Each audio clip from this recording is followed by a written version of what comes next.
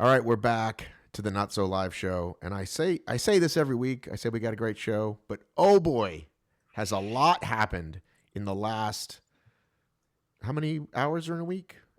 Really big show. What's that? Really big show. Right? Nobody even will get that. Cheryl did. Well, all of us here get us it. Older folks will get this. Right. And listen, we've got a big regional. We've got a brand new fitness competition. And we've got something else that I can't remember. 26.1. 26.1. But first, we're going to talk about my weekend in Texas for the 2026 second annual Red Bull Rancher Strong, a.k.a. HYROX.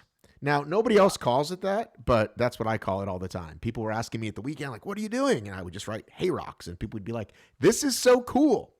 So, Cheryl, before I dive in, see, that sounds so loud to me. That doesn't sound too loud to you guys? Blowing my sounds ear great out on this end.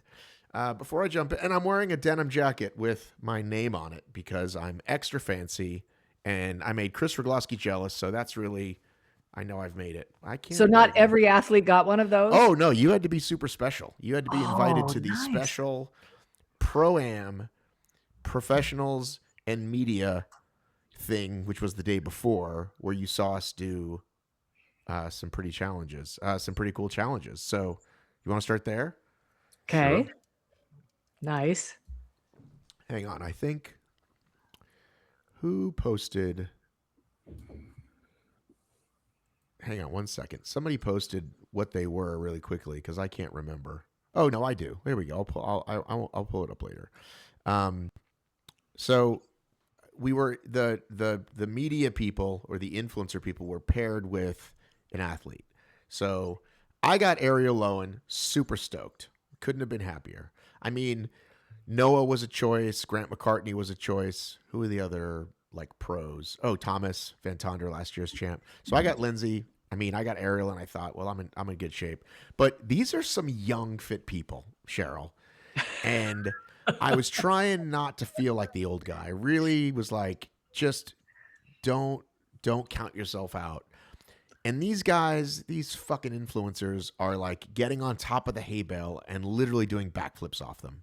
Yeah.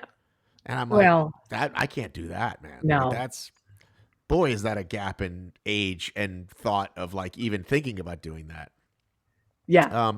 But the first thing they had us do was load up this tractor full of hay bales and run around.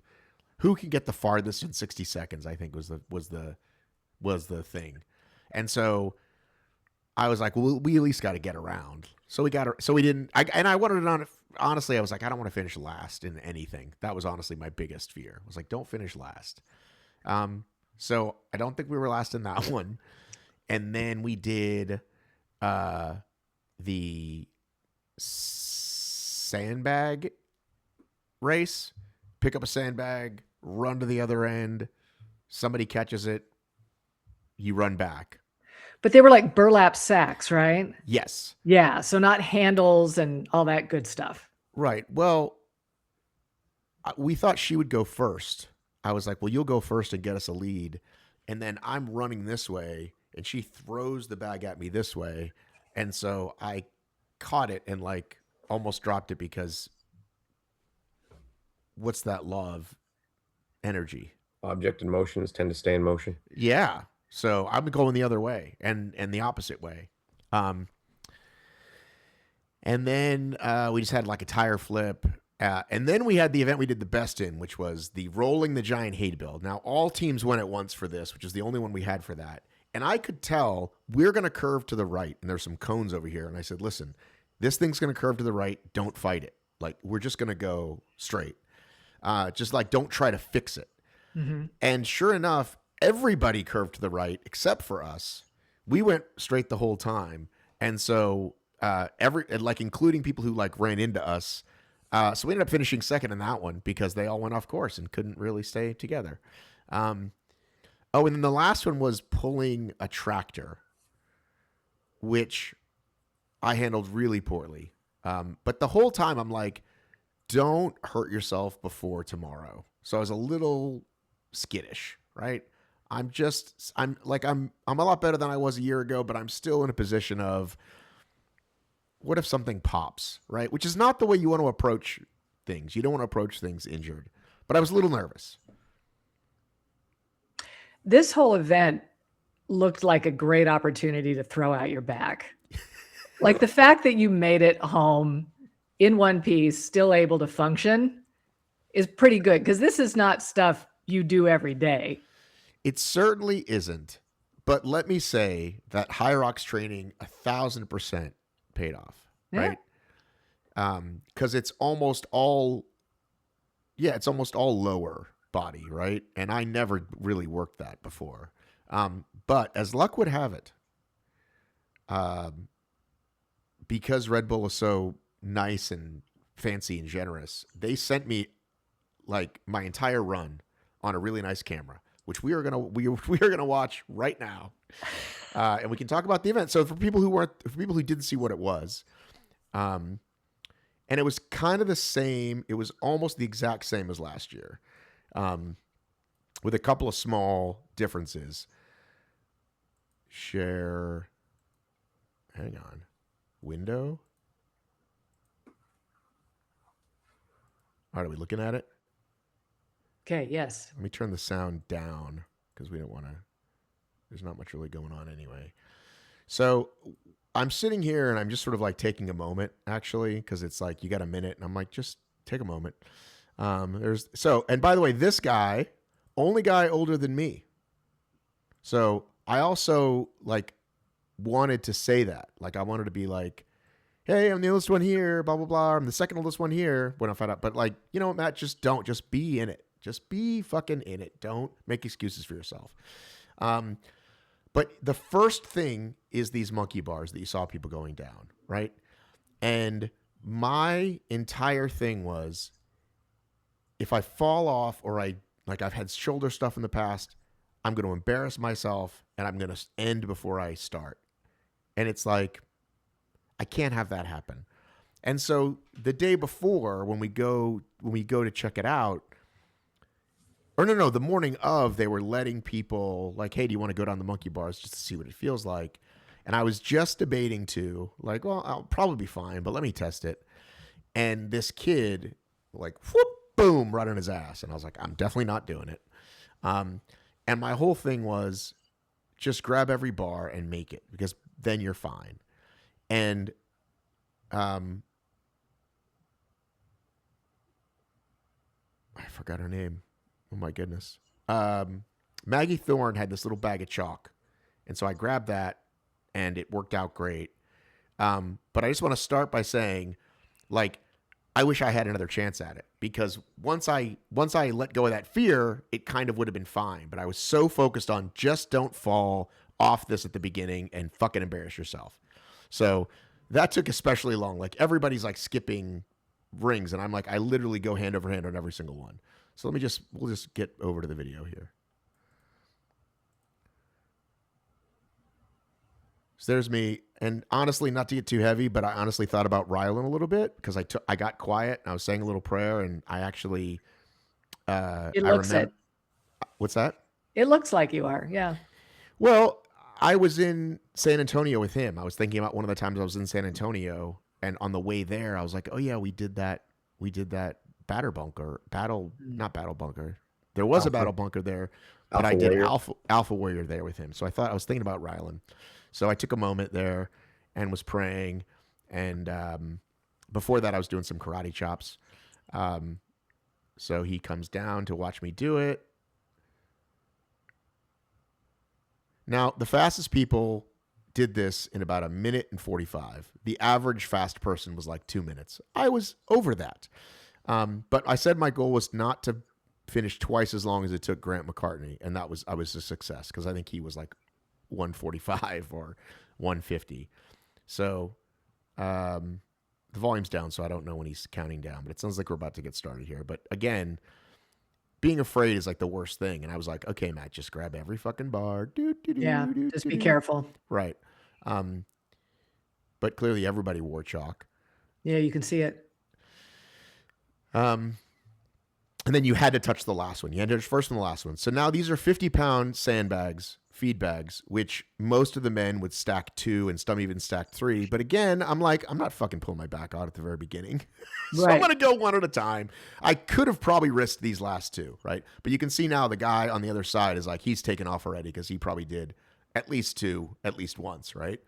So then you had to push this thing, and you didn't have to pick it up. It just slid on the ground. So you just had to slide it. And then you had to stop on this red line, but then it goes too hard. So you had to slam with the brakes. And then you had to flip this. You couldn't roll it, and it had to lean up against this tractor. And if it fell off the tractor, you had to pick it back up. Again, nothing complicated. Just, other than it kind of gets out of your hair there, gets out of your way. Woo, there I'm already out of breath too much. Now it's under, over, under, right? And when I get done with this, I'm surprisingly out of breath. Like, I did not think I would be winded already, but I legit was. So now you got to run this thing, and this is where I'm like, I'm going to catch my breath. Most people are like sprinting. I'm literally like, okay, I'm going to catch my breath. Well, I do 2 laps of this stupid thing. Is that heavy? No. Okay. It was awkward. You had to lift up a little bit, but it was not. I don't know how much it was, but it wasn't heavy. But again, I'm catching my breath. Do we know what that thing is? They call it feed the mill something. Oh, it's some sort of mill to mill. grind stuff. Yeah. Dave, do you know farm things? A little bit. Okay. Horse farm things. Okay. Up and down. So you go up to that hay. And again, like looking back in this, look like an old man. Like I should have just jumped on that last one. Like, why am I going down? Oh, I think I said I'm winded to the guy here. And then this is the part I forgot to put on my video, a little yoke carry. Again, not that heavy, but it's awkward. So you got to hold those things. And they're swinging. And they're swinging like crazy. And so you got to hold them down. So now my older friend there is already on the bull. And this is the one that HYROX training pays off. Dave, you taught me so well because all these guys were hand over handing it. But like this guy is wisely leaning back and I am wisely leaning back. Yeah. Because there were some big dudes, like a guy that looked like a professional wrestler, and he couldn't do it because he was just trying to hand over hand it. Yeah. And you got to do it this way. And it wasn't that heavy. I think it was, but it's awkward. And I should have put my feet in the stirrups, but I didn't. I realized that halfway through. I'm like, my feet should be in the stirrups. I don't want to fuck with it now. I'm just going to keep pulling. And I think they said it was 150. I can't remember, but it is awkward. That sled itself probably weighs about 100 pounds. So it looks like they got 1 plate on it. So probably in that neck of the woods. 2 plates. 2 plates. And then, Plus then the metal thing had on to it. touch that. And the guy tried to sell me. I fucked up. And I didn't fuck up. And then up the okay. And so the thing went on, I think I forgot. 3 minutes dead.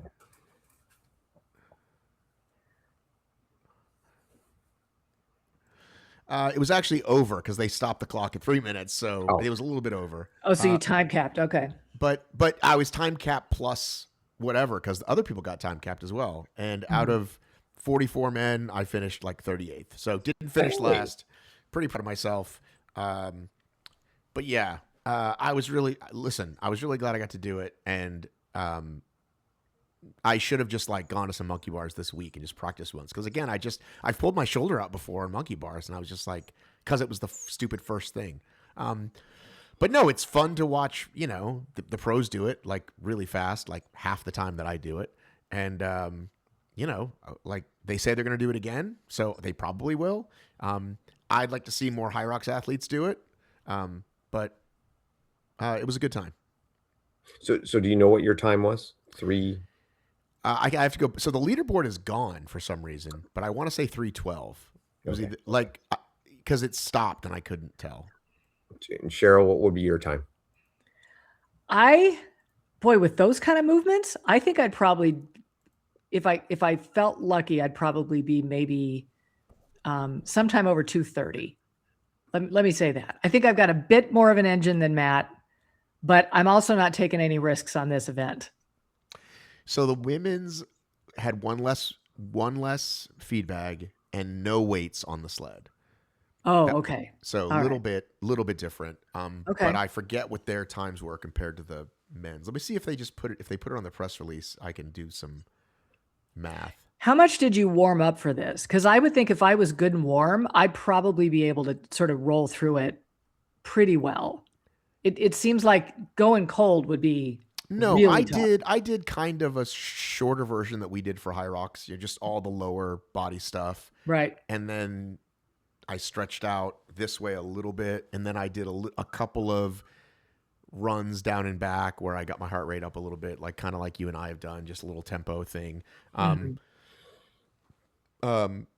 And yeah, I was surprisingly out of gas when I got halfway through I can't believe my heart rate was that high already. And I also was mad because I was gonna clock it, so I could see all that stuff. And halfway through, I realized I'd forgotten, and I'm like, oh, it's too late now. But I look slower and older than I felt when I was doing it. And like I'm watching my run, my sprint from the horse to the ladder, and like even that, it's like I'm looking down. It's like, no, you got to look up when you run because you look faster. But again, like watching Chris up close, like Chris jumps for the ladder like from here. You know what I mean? I'm not doing that. I don't think I was doing that 10 years ago even. Maybe I was. It's tough to remember now, back when I was doing obstacle races. But yeah, it was fun. I'm glad I got to do it. And I got a little jacket. The jacket's a nice touch. I mean, Dave, what do you think? I don't think I'm wearing a lot of denim in my life, to be TBH, not Sure. really a denim guy. I'll probably wear it if I get to go back next year. But it's a cool thing when they do nice things for you. Yeah, good swag.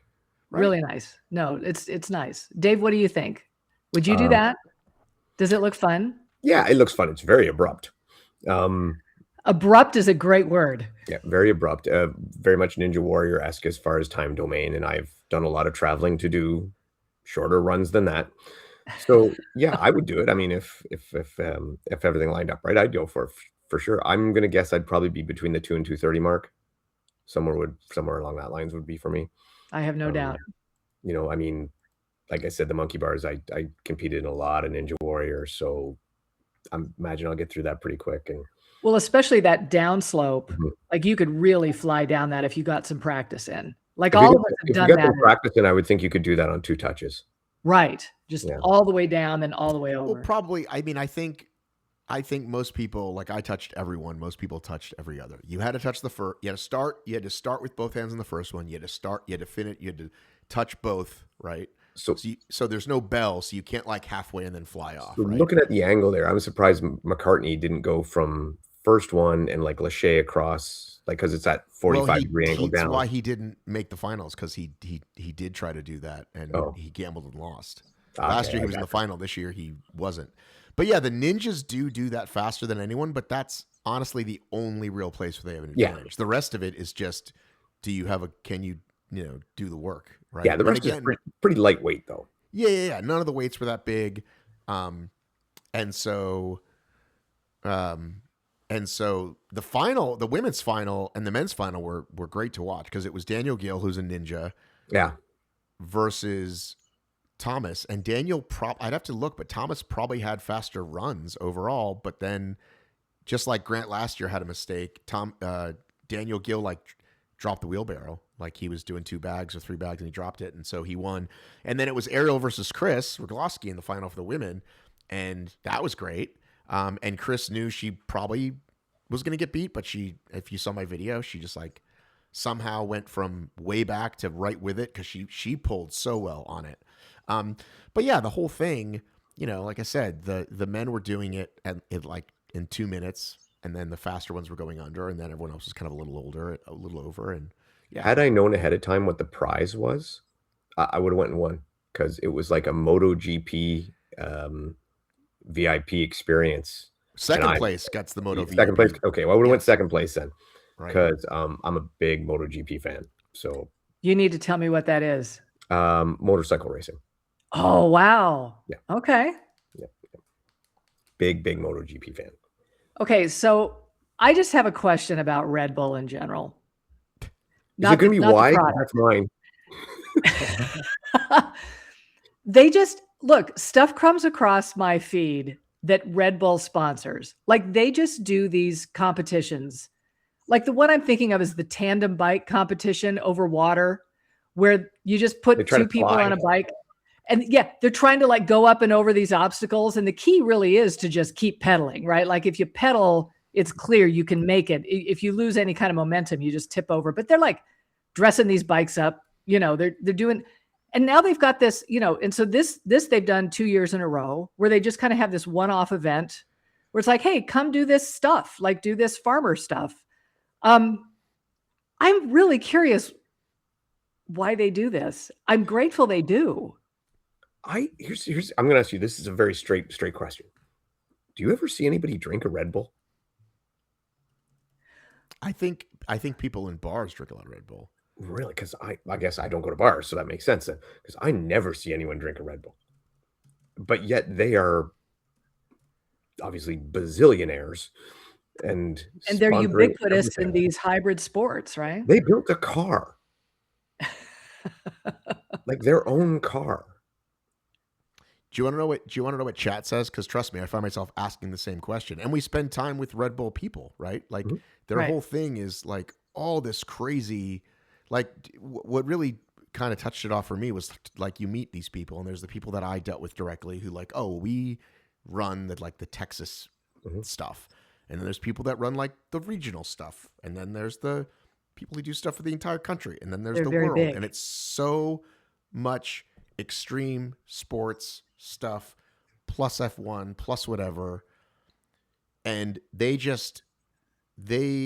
decided a long time ago, this is what we are. We're this extreme culture brand. And somehow that has allowed them to sell so much Red Bull, right? Because it's like they're not an energy drink company. Like you have to flip it, right? Like it's not Gatorade. Hey, how can we sell Gatorade? How can we they flipped it, and they were the first ones to do it, and now obviously lots of brands want to do really cool shit and launch these hybrid houses, for example, right? Like it's a thing people want to do. But yeah, it's amazing how much money they sell, and again, like they give away so much, right? Like whenever you're at any event, it's like, That's just what I give mean. Red Bull away. But they figured out something that the rest of us Like, haven't. I just struggle to fathom that they're bringing as much in as they give away. Right, but clearly they are. Yeah, they must be. We I don't like know if they're them. like I don't know if they're like Harley Davidson, where they don't really sell motorcycles, they sell T-shirts. Like Yeah. Interesting business model. But I like it. Like I like it a lot. It's really fun having them in the space and just coming up with stuff, right? I'm glad they're there. Yeah, Yeah. and when I heard last year, like we're doing this again next year, I was like, okay, we'll see. Like it's just as likely to not happen. And so then it happened even sooner. So great. I hope it happens again. I hope they do a couple of them. I mean, we've talked about how they had like that Conquer the Castle race, which is a really cool obstacle race. They've done a couple in Dubai or something in the desert called like, they just call it whatever, Desert Clash, or they just come up with names for it. There's a gym clash that they're trying to do more in the fitness space with, which is more like a hybrid-y meets CrossFit, like just a cool like gym event where people compete. And yeah, it's never about making money. Even those Red Bull 400s, the run up the hill race, they only let in 300 people. You know what I mean? They weren't making money on it. And everybody there got like, the cool shirt and the cool patch, and they paid for lunch. And that was the first thing they'd ever done with them. And everything is first class with them. Everything is first rate. And so that was going to be my question. I don't think It's I'd almost ever the be able- opposite of Joe. Well, shh, don't. Okay, so I would never be able to get into something like this. Well, yes, you could. If you know me, you certainly can. Well, not all of us know you, right? No, So I'm saying, but if you wanted to do it next year, like, but there's no like general website that I'm like, what but that's crazy? the thing. But that's the thing. There was like, it was like apply here, but it kind of came and went. You know what I mean? It wasn't like they put so much into it because they're so busy doing 1,000 other things. But yeah, if you want to do it next year and it comes around, message me and I'll see if I can help you. Anybody who's listening. Right. Okay. But they don't care if I come. Does that make sense? Like they've got plenty of people. They don't need, like they're not blasting out this whole thing. Right. Like they were thrilled to have Chris, but like it's because Chris messaged me and said, hey, like, are you a part of that again? And yeah, because that's like her backyard. Maybe they would have said yes anyway, based on her CV, as they say, but maybe they wouldn't have. I don't know. But no, if you ever want to do something like this, let me know. So they're having people apply and then they're letting you in. Yes. And this year was it 44 men and women, I think? Less women. A lot less women. Okay. All right. They need you, Cheryl. They Yeah, don't we need were ahead of schedule this year, which was great because when I saw the schedule, it was like the men's final was going to be at like 8:30 p.m. and I was like, oh, this is another HYROX day because I got on the we got a ride over at 7. right. But it went faster. And the way they did it was you could do even half decent and make it to the semis. I'm clearly not half decent. Dave, you probably would have made it to the semis because they went from 44 to 22, but then from 22 to 8. So it was like quick. And then it was, or maybe 22 to 4. I don't know. I think it was semifinals and then finals. So yeah, it was 44, 22, 4. Maybe 8-4. I can't remember. Right. So everybody gets one run, but once you get to 4, that's it. There was a first and second place, and there was a third to fourth. Right. Wow. Really cool. I need to, maybe I just need to start following them or something so I can keep track of all the stuff they come up with, because somebody's got a really fun job, coming up with this stuff. Yeah. All right. So I was on my way. I was entering the building. I was entering Tejas Rodeo. And I saw the newest fitness event, Minox. Nope, sorry. This time they began it with an X. They chose not to. They decided to start with an X instead of ending with an X. Xenom. And I was talking to Bijan, who's the head of Ripple Sports, their management company. They manage Dylan. And we were both like, what is this? Because he's clearly big in the CrossFit space.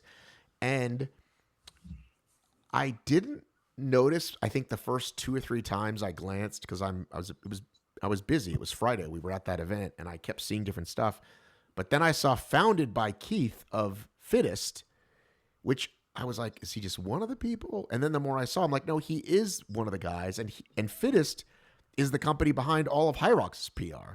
So, and I later saw a post from his wife that's like, oh, he's actually leaving Fittest. So he's left this PR company, PR agency, to start essentially a competitor to HYROX, even though it's not a direct competitor. So I thought that was weird. And then I saw Mo did give him a thumbs up. Mo said this looks interesting or this looks cool or something. So that to me is most people don't give a shit about that probably, but I do. So that's the first thing I'll say. The next thing I'll say, Dave, is the same thing I said when WFP launched, which is having a bunch of money doesn't mean much. Because when WFP launched, I said, just like Grand Slam Track. And at that time, Grand Slam Track had just started. And Grand Slam Track is already in the crapper. WFP is on its second season. But I'm glad there's somebody in the space. I think it's cool. I think more stuff is always good. It's basically a CrossFit comp. And I don't think the price point is good. Those are my first early thoughts. Your thoughts, Dave? So when I was just, doom scrolling and it came up and I saw it, and my first reaction was, oh, fuck yeah. I was like, cool. That I'm CrossFit event, multi-mass participation. This is the one we've been waiting for, or something else, something new, something cool. And then I read more of it, and my initial thought was somebody hasn't been paying attention. Because they haven't, from what I can gather, and we do not have all the information, but the early things I can gather, I don't think they've learned from the lessons that the other companies have put forth. I mean, what makes HYROX so successful? I would say 2 things. One, excellent presentation. And I think they have learned there. But accessibility. And immediately when I saw Station 1 is a max barbell snatch, I'm like, I'm out. And how many other people would be doing the same thing? So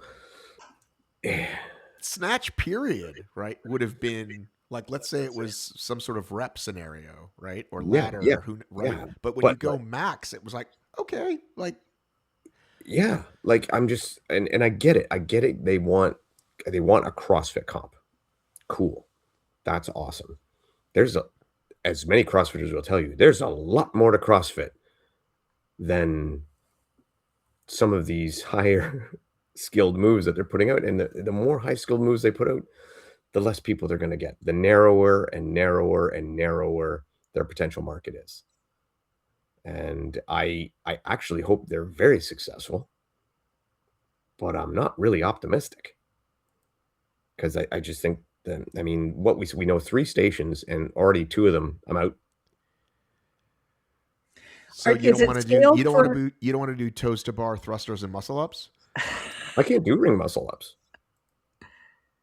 Oh, you can't? I can do bar muscle ups. I can't do you can't? No. I mean, no, that's my point. It's like I know you want to talk, Cheryl, but I'm just kind of beside myself, because it's like CrossFit seems to pride itself on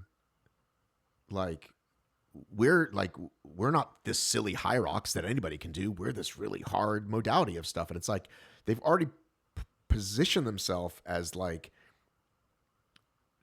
unique and hard, and this thing that they think cures all ails, but that if you're not doing it, you're doing it wrong. But that it's like, it's okay that everybody can't do it, right? They'll talk a little bit about, what do you call it, about scaling. But my point is, they seem to be shrinking, and this does not help them not shrink. It should have been the other way around. Like maybe the finals has some trickier stuff, or you make one of the movements a little trickier, but like look at HYROX and go, yep, how do we get 10,000 people in a room? This is how you do it. Yeah. I mean, it's just, I think it could be something so fantastic, and I think they haven't got out of the gate, and they've already dropped the ball. And Did you watch the 10-minute clip that I shared? Yeah. I actually listened to that entire podcast. Okay. Sure. And I know that they said they were going to do a couple of different lower divisions, but even when he described the second division down, it still mentioned that muscle ups would be part of that. And I'm like, why is the CrossFit Open CrossFit's most successful thing? Because it is the most accessible CrossFit there is. And the harder it gets, the less and less and less people go. The less and less people are around. I just don't see it working. Cheryl, did you watch the 10-minute and/or the whole thing? I watched the 10-minute. Okay. What did you learn? Because I think that's a good one. So shout out, by the way, Pedro, it's actually not his real name, but goes by Pedro. Show called Coffee Pods and Wads. Yes, he's Irish, right? Yes. I could listen to him read the phone book. Yeah, and he actually does some pretty hilarious content on his Instagram. He does the fake news, and he makes fun. He takes the piss out of everything, HYROX, CrossFit, everything. He's really good. Anyway, he clearly got the call to ahead of time, because what he said was, when this comes out, blah blah blah, and then he cut down his 44-minute to a 10-minute one, and it was really good, and it tells you a lot if you want to go watch it. So what did you gather from that, Cheryl?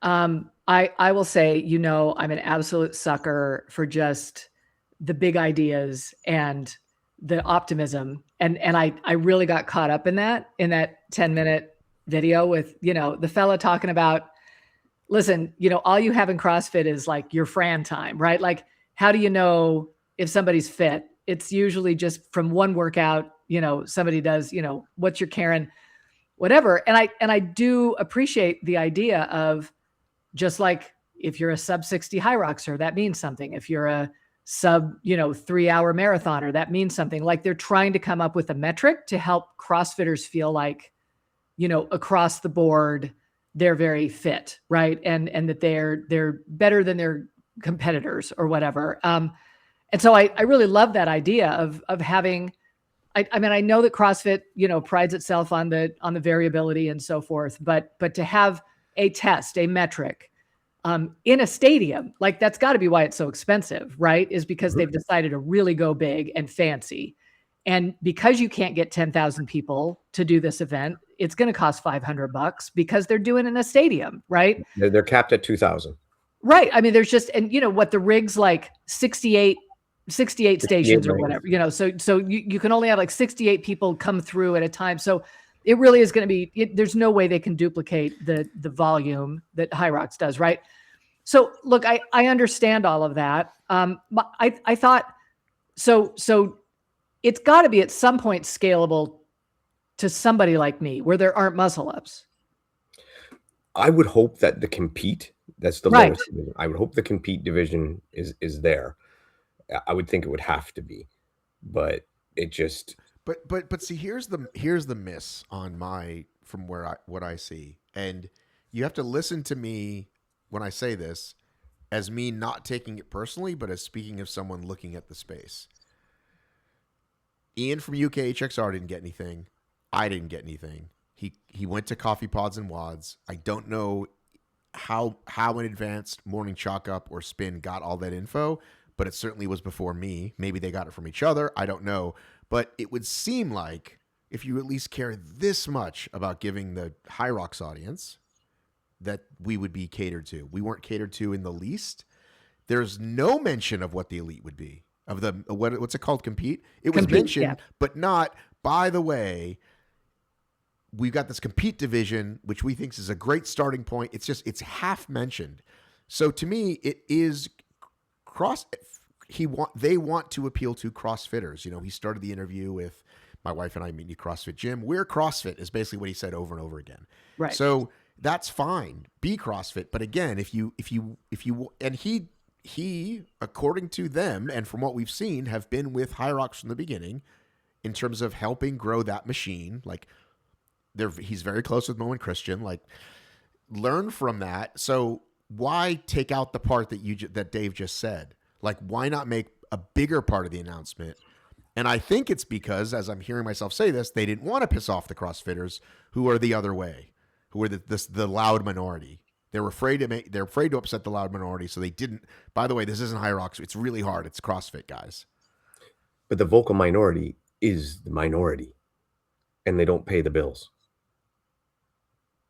So you have to risk upsetting them to get that's what a smart move would be. By the way, I asked him to come on this show and he answered. He said he's busy the next couple weeks, but hopefully he'll come on. So, and again, you guys have to understand, it's not me saying wham. It's me saying, even if it wasn't me, if it was Ian's show, if it was Greg.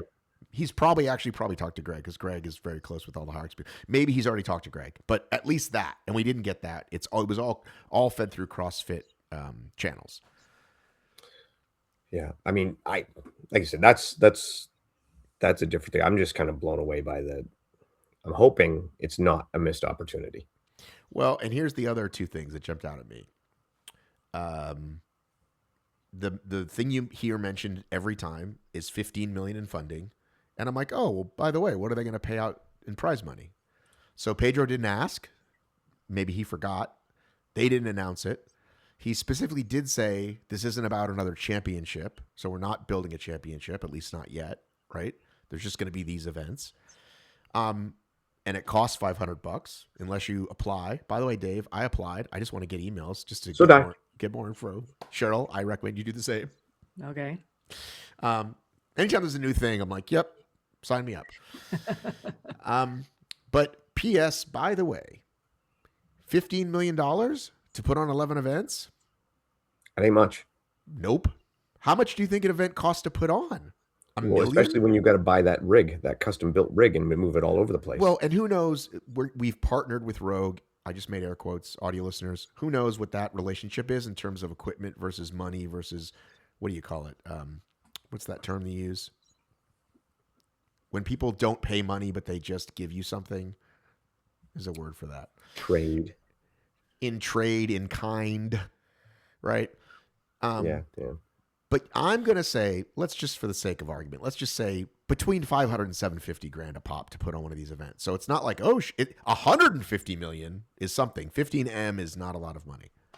No, that's like, one per event almost. Like you could split that right down the middle per each event. In 1990, that was a lot of money. Yeah. But I mean, when I graduated from high school. You should probably go through like the three stations that they let out. Like, so the three stations they let out, the one was the max overhead barbell snatch. 1 RM snatch, event 5, 3K run plus 2K echo ski. Yeah. What is an echo ski? I don't know what an echo ski is. It's I'm assuming it's Rogue's version of a ski erg. Okay. Yeah. But it doesn't have a fan. Does it? I'm asking. I assume it doesn't. I don't know why their Echo Bike does. Event 7, toes to bar, thruster, muscle up. Yeah, but so that's, what is it, 3 rounds? Oh, I'm just looking at my website where I simplified I it. think it's like 3 rounds of toes to bar. Was it toes to bar, then what? Sorry, toes to bar, thruster, muscle up. Thrusters, and then bar muscle up. And then after the 3 rounds, if you're still going, then it's max ring muscle ups. Jeez. And there's like a time cap on it. And I'm like, so I don't know if you're going to get 2,000 people in Texas to sign up. Even if you, okay, so if you, from the way he said it on that podcast, it sounded like there would still be muscle ups in the RX division, which is the middle division. And then in the competitive division, the logical scale down is pull-ups. Okay. Right? Right. How many people are doing Murph right in the CrossFit community percentage-wise? Mm-hmm. And pull-ups? Like, yeah, there's a barrier there as well. Well, okay, and here's my question. So I'm always sort of CrossFit adjacent anyway. Like I'm not super in the sport. Mm-hmm. I love it though. Like yeah, me too. When the Open shows up, like I am all about the memes. Like I'm just having a great time watching all this going on, right? But just the very tenet of unknown and unknowable, there would be a huge problem with this, right? Like people want to feel like they're ready for anything instead of training for something, which this is what that would be. Wouldn't that be kind of a deal breaker for somebody who's kind of a hardcore CrossFit person? Some of them, yeah. I don't think all of them. I don't think all of them buy into that, but I think you are right that there is and I hesitate, the Kool-Aid drinking kind that is just, that's not CrossFit. Yeah, they want to be surprised, right? They want to feel tough enough to do anything. But like all the people, I can see a percentage of people, right? Just like we see CrossFitters at HYROX and DECA, right? When they see a competition, right? This whole concept of fitness racing that we are excited about, and that I, for one, every week say, where are the competitors? Like, they will go. Like, there will definitely be some CrossFitters that are like, this is awesome, I'm going to go. Are they going to fly to it, though, on top of a $500 ticket like they do for HYROX, right? Mm-hmm. Like, is it just going to be the local, a couple hundred people? Like, if you got a couple of hundred people in Dallas, to me, that would seem like a success. 300, if you sold 300 of the 2,000, but would they think that's a success? I don't know. I would think they would not. What about, I was talking to Ian K earlier today, and I said, London is such a hotbed right now. Like, they sell at HYROX in 5 seconds. Like, I think London might sell out, but I don't see Miami necessarily, and I certainly don't see Dallas. I don't know why they chose Dallas as a first one, and it's not that far off. Is it June? Yeah. Which again, I think they think, oh, well, HYROX does this in 2 months. Certainly we can. Would it have been an idea to put it in Nashville? Like instead of Dallas? Because they already have Nashville Fit Games, you mean? And because Proven's there? Because, no, not Proven's there. Mayhem's there. Oh, Syndicate Crown and all that too. Yeah, like Tennessee is a massive CrossFit hotbed. That probably would have been the smart move. I mean, I know it's not as, which I don't really agree, because Nashville is a killer city. I'd rather go to Nashville than New York. Well, right, but you're a country bumpkin, but okay. But still, no. But I mean, Nashville's an awesome city, right? They got football, they've got hockey. They're a big city, not big, but they're a known city. I would. That's where I would have went first. Yeah, listen. I extremely skeptical. Like I am of everything. I'm extremely skeptical. And again, it's like you said. And if you hear the things he says, it's all the things we talk about. Like, yes, mass participation, cool way to test yourself, like all those things. But if the test isn't accessible, it seems like they missed that part. And CrossFit is definitely on a downslope. I'm not saying that to be a hater. It just is. Like, that's like the Open numbers are going to come out soon. We'll see if there's a nice bump back from last year where everyone was mad. And we'll know, like somebody tracks that, Known and Knowable channel or whoever. Did you guys freeze? Is somebody frozen? No. But yeah, I don't know what else there is to say. There was one more thing I was going to say about it. I have one thing to say. Okay, go, Cheryl. Okay, so listen, all I ever have to do to have my hopes and dreams squashed is to talk to you guys about these events, right? Because you guys are always just so, you know more than me, and I'm just all, oh, that sounds great, right?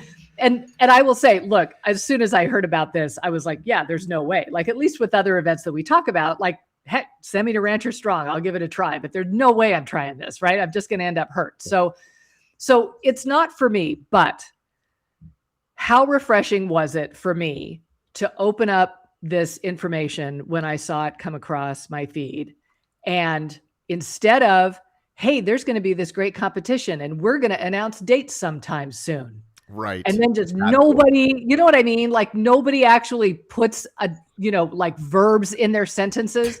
The fact that these guys are actually stepping up and like taking the swing, we don't have that in our sport that much. Like, we can hardly even get a HYROX to announce a date, right? Like, nobody's letting us know. Cheryl, can we add to your amazing growing list of phrases? We're all adults.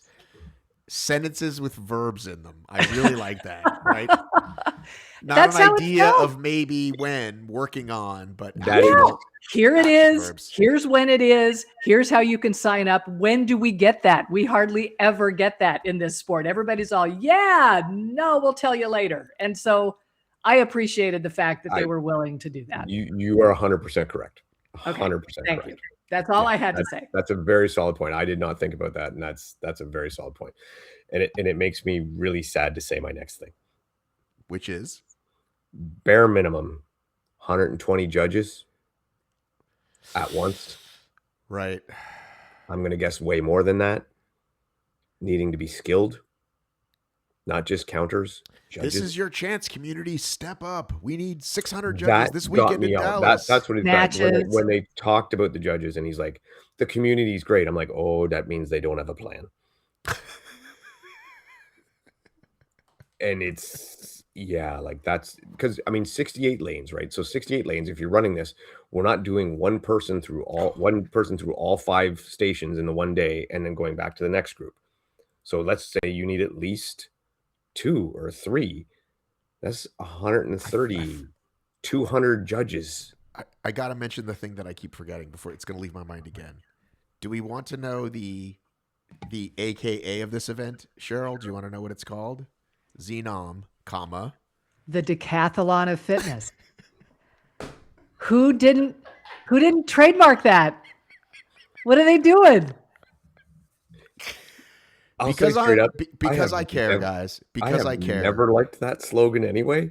But listen, because I care, I went super deep dive, okay? And I'm Googling and I'm looking on trademark website, and DECA did in fact trademark DECA, the word, and DECA with a helmet on it as a symbol. But if you type in Decathlon of Fitness, the only one is these guys, and it was super recent. And I went back, if you recall, the early posts, 2020, DECA's using it, and in a recent post, Sweden or somebody launched one, and it says in the Endurance Sportswear press release, which is the language they get from Spartan and or DECA, common, the functional thing of fitness, comes to Sweden. So either Joe is going to try to sue them based on like a use case, like we didn't trademark it, but we were using it, or Keith is going to tell Joe to stop using it. And I don't know which one's going to happen, but I mean, that one is like the 3 of us on this call and like 8 other people had the equivalent chuckle. Maybe Bubbles, not people that give a shit about stuff like this, but yeah. Yeah. I'm going to say one thing to both companies. It's a dumb phrase. Neither one of you should use it. The decathlon is the Decathlon of Fitness. Oh, is it? You think so?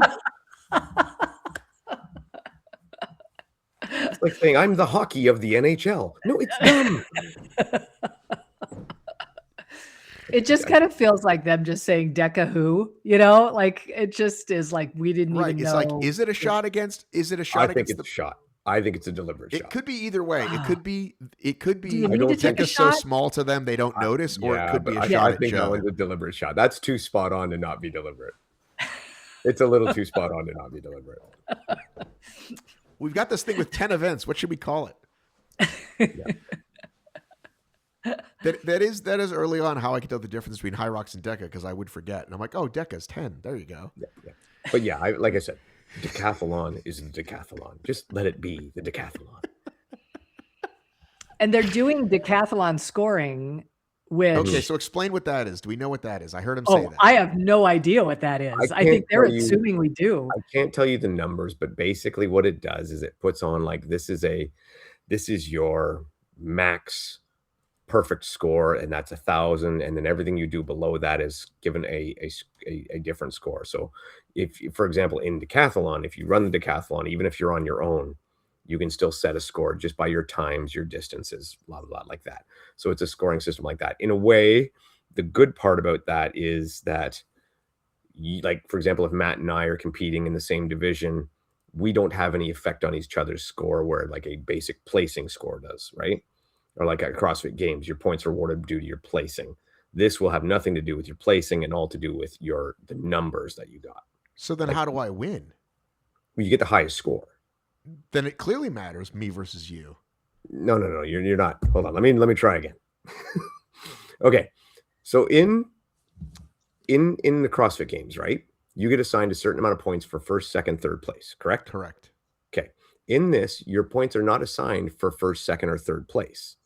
Your points are assigned for the amount of time it takes you to do the event.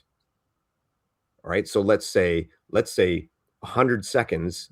All right. Let's make it really easy. Let's say 1,000 seconds gets you 1,000 points, and that's or sorry, 1,000 pounds gets you 1,000 points. All right. That's the max you can get. You got 1,000 pounds. Cheryl got 1,000 pounds. She got 1,000 points. All right. Matt got 886 pounds. So he gets the points associated with that weight, right? Then I got 750 pounds. I get the points associated with that weight. Even if Matt didn't get anything, I still get those same points. Right. I understand. Okay. You got it now? I do have it now. And I did ask chat, and I want to read some of it. Okay. You ready? Yeah. Okay. Here we go.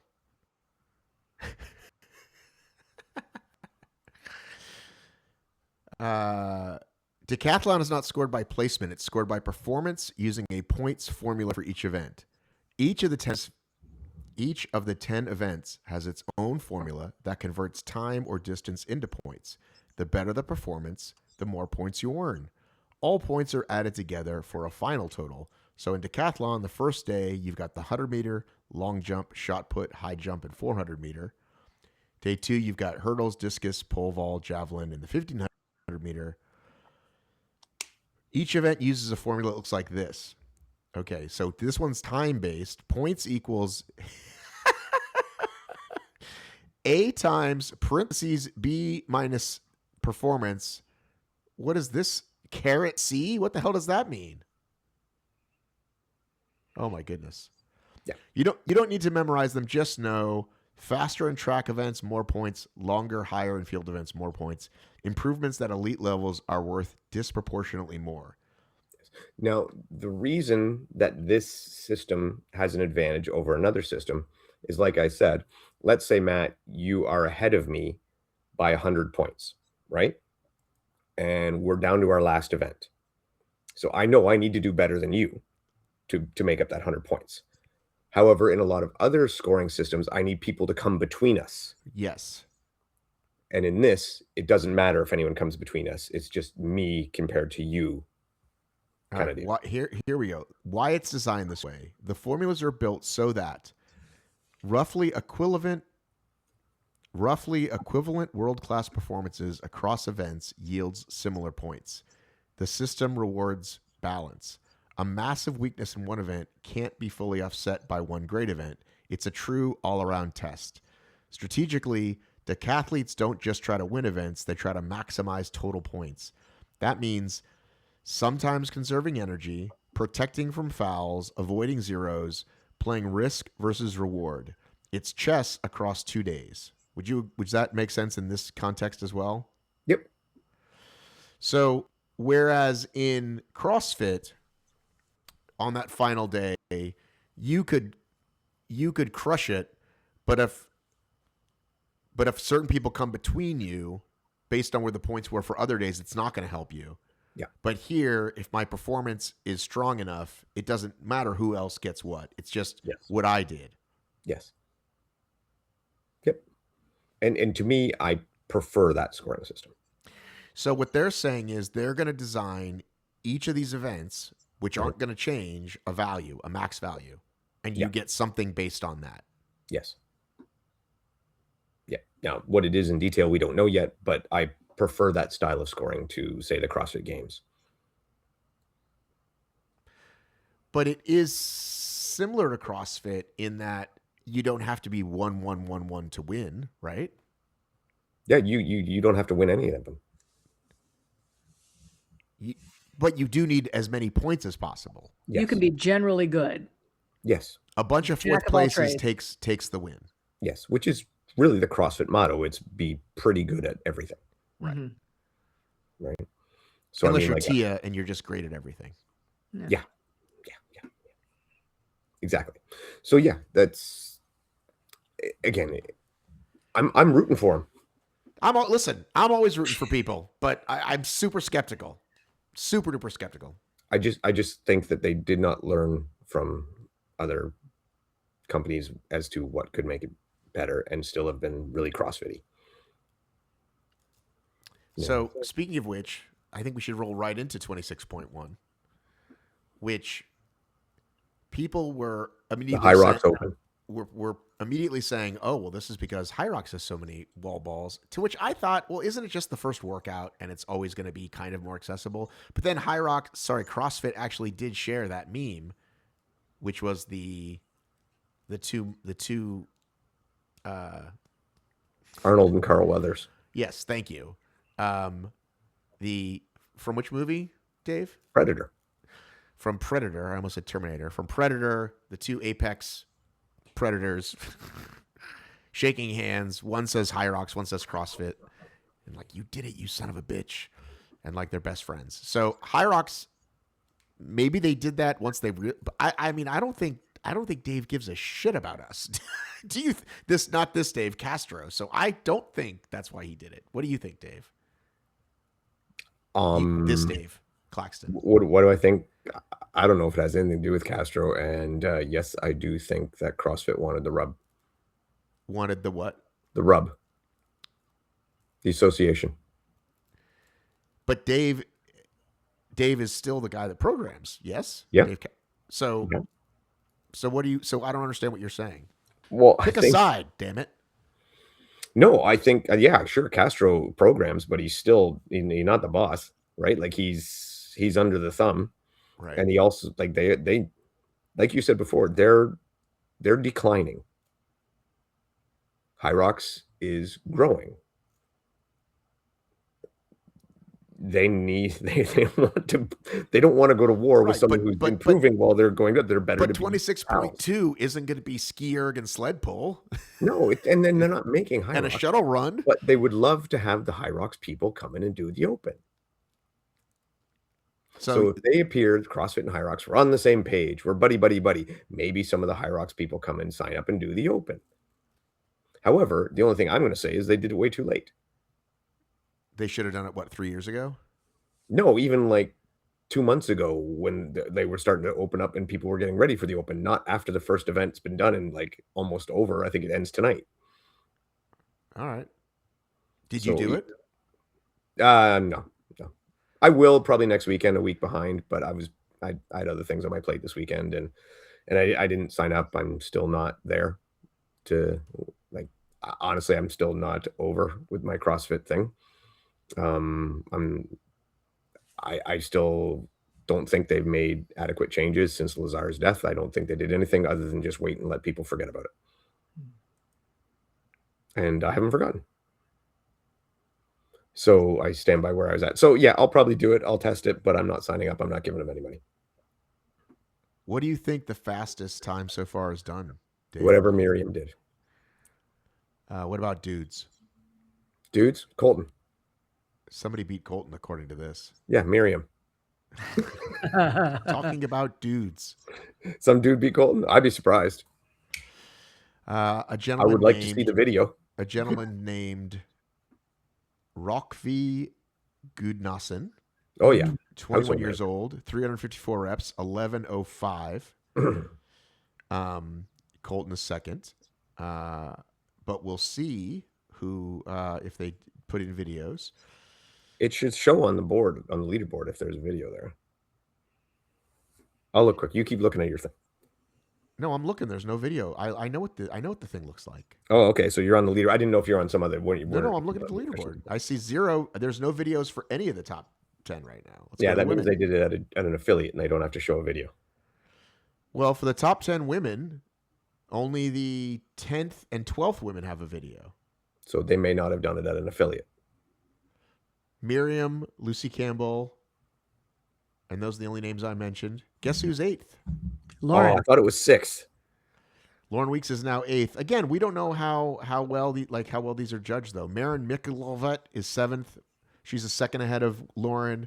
Var Thurman Moe is 4 seconds ahead of Lauren. So, but again, how are they going to check any of these? If they're done at an affiliate, no. Because you were judged and that's it. Mm-hmm. All right. Well, congratulations then to you people. That was the big deal last year. With, they can end up with what's his name again? That guy that finished last in everything. If you're going to do that, they should at least take the DECA model of a top 20 should be looked at, right? Oh, 100%. Like, I'm sorry, but if I was running the Open and you're in the top 20, you need a video. Personally, I would have everybody would have a video, but that's just me. I say absolutely, you submit it no matter what, but but we're probably only going to watch the top 20, and if we have time, maybe 50. That's insane. Yep. I'm pretty sure that's the way it works. So I have a friend who's an L1, and they're a judge, and I get him to sign that piece of paper, and that's it. And again, that's what happened last year. I think they would have learned from last year. I forget that guy's name. Remember the team one? That guy had to leave. That guy had like an 800-meter run, and people would just run off camera and then come back. That guy had to leave Instagram because he was like doing one of those, like, Kale. What was his name? Kale sausage? No, Kale something. Come on. Because Lauren probably is 6th. You know what I mean? Maybe she's 5th. Yeah, I will say one thing. As soon as I saw this workout, I'm like, okay, Miriam. Like instantly. She's just so fast at those wall balls. Like just her turnover rate is unbelievable. Do you want to know what your friend Carolyn is? Carolyn would probably be okay at this workout. Not too bad. She usually does pretty good in the Open. 11:19, which 3 people have right now. 3 people are tied for 14th. All right, that's pretty good. So I looked at that earlier today because I was looking at numbers for registrations because I saw a thing on Known and Unknowable saying that there was like 230,000 and they're going to pass last year today. But when I looked at the actual leaderboard, there's only like 160,000. Well, I think when it's all over, they take it all. They'll say this many registered, but this many people put in scores. But even if you look at the end where there's like, because they put in everybody even who don't have the scores. So if you look at last year's leaderboard, there's a ton of people at the end with no scores. Okay. And last year, I know what numbers they said was like 220 or 200, but there was only 200,000. And this year they're saying there's like 230 or whatever. And I did the math. There's only like 160. So I don't know how they get their numbers, but the point being, when I looked at it today, it is still not close to what last year was. And last year was right. At their peak, they were in the 4s, right? Yeah. So, I mean, like if you just look, it's pretty easy. I mean, you just go to men and click to the last number and you see how many people. Click to the women. Right. You add them together. It's not hard. And then you can look at 2025, right? The same spot. So I don't know. I don't know what their numbers are like, but I don't think that this workout appealed to as many people as they had hoped. And I don't think they had the big spike in signups that say they normally do after the announcement of the first workout. And I also think that the announcement of this workout was very lackluster compared to, it wasn't last year. They had like Seth Rollins come in and like they had a lot of hype. And this one, although they had great people do it and pure CrossFitters and even me, I'm like, oh, I like this, but doesn't have the sizzle for someone like Cheryl. So, not as pretty. No, it wasn't as pretty. CrossFit, the cult of CrossFit to me reminds me of the early cult of Spartan. Oh yeah. And it's kind of the whole thing that we kind of do get on Joe for. For Joe seems to understand one thing, and that's let's do hard things and that like kind of Goggins mentality. which was really popular. I was talking to somebody this weekend about it. Somebody who may be on the show at some point. Like 2010 to like 14, right? When those things started to take off, right? When CrossFit took off, GoRuck, CrossFit Spartan, GoRuck, all like that's their big, right? And other things like social media coming around. But it's just, again, like Spartan, I don't think it's going anywhere. Spartan's never going to go away. CrossFit's never going to go away. But I think the line is definitely way down and flat, right? So, yeah, it seems like if you're going to launch a new thing, it seems like why would you lean into the thing that's declining?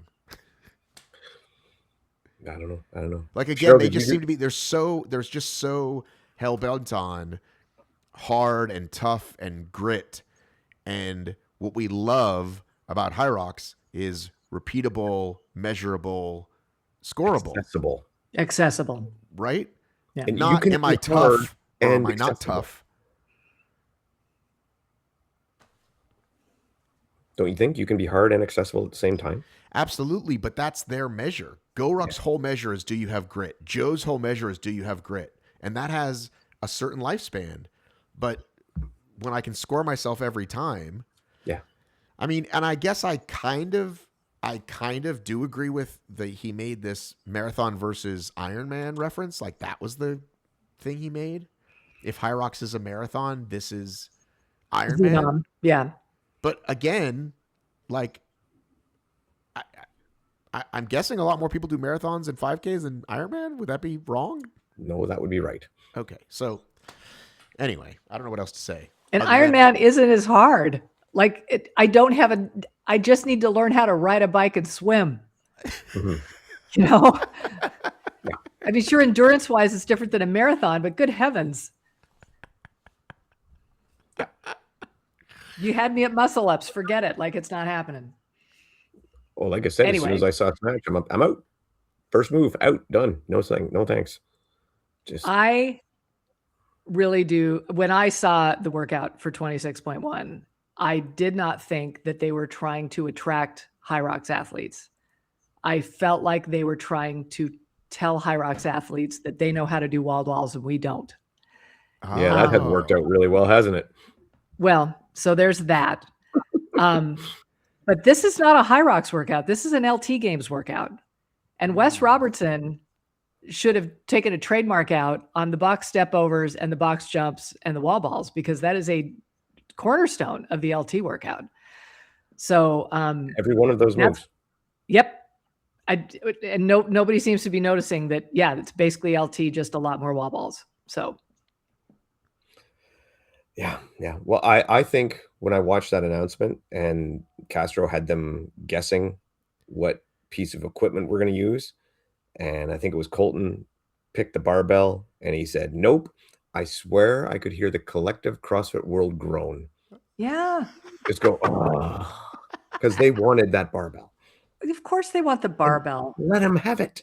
Yeah. No, even last year, like I always would, when I was teaching, I would always have my class do the first round, right? Like we would always do that together. And I probably couldn't have them do this one. Like it was just a little bit, I don't know. I think because people like to sling around weights, you know. Would this be before you guys would release to go get the early bird special? Of course. So we don't like by 4:35 as you go get the early bird special. Yes, exactly. And then turn on Matlock and then we're done.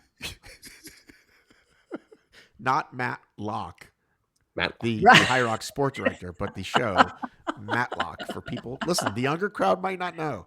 That's true. True. Here's what's so funny. There is a reboot of Matlock, but it's Kathy Bates. It's Kathy Bates, who's I think older than the original Matlock was when he was in it. It's like CBS is like, hey, are you 65 or above? We're the network for you. Like everything is just for the people who actually Matlock. Or is she someone different? She's like the daughter or the cousin or the sister. Okay. I've never actually watched it, but CBS is like, hey, do you still have a channel switcher? Do you still have rabbit ears? We've got the programming for you. It's Matlock. Grandpa, do you watch this in a recliner? It's a 65-year-old. Oh boy, I'm sure it's good. All right, let's talk. You want to talk some HYROX now that we've talked about a lot of other things for an We have hour an and 9 awful minutes? lot of HYROX to talk about.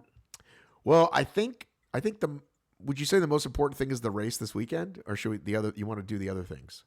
I don't think we need to do the other things. What do you think, Dave? I What do you want to talk about? Dave, I think the Dave. race is probably more important. All right. So I was apparently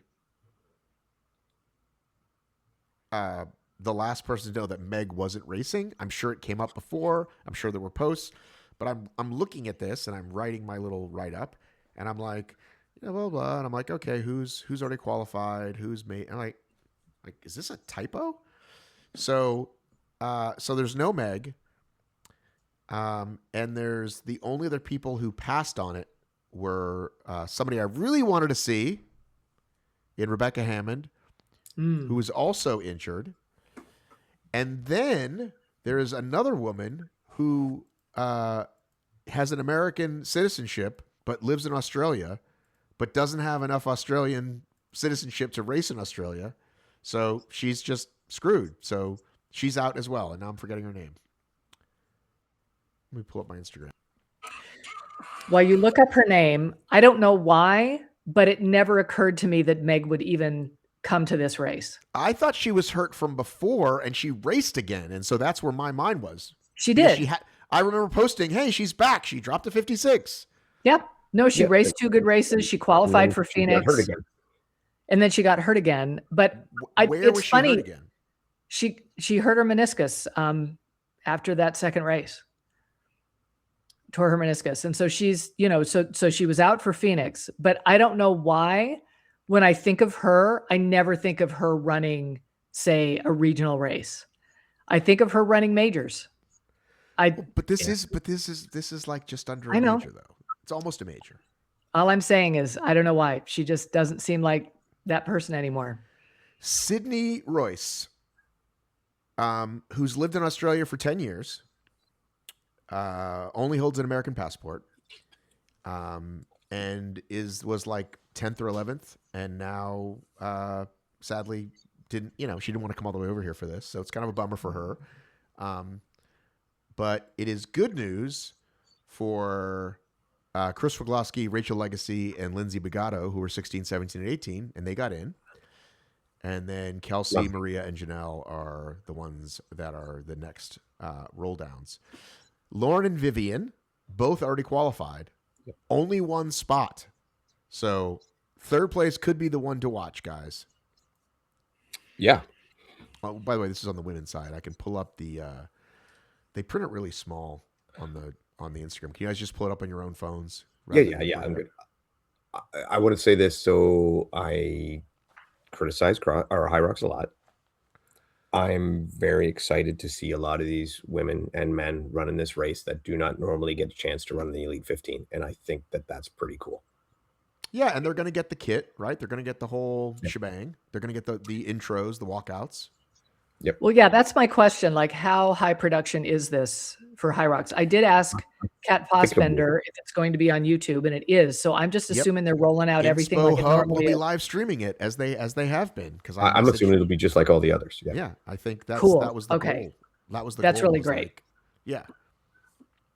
No, because like Tara Jackson's in there. Amy Bevilacqua's back. It's going to be fun, and I think Lauren Griffith's giving it a shot. Dr. Alondra Greenlee is back. That's right. I just think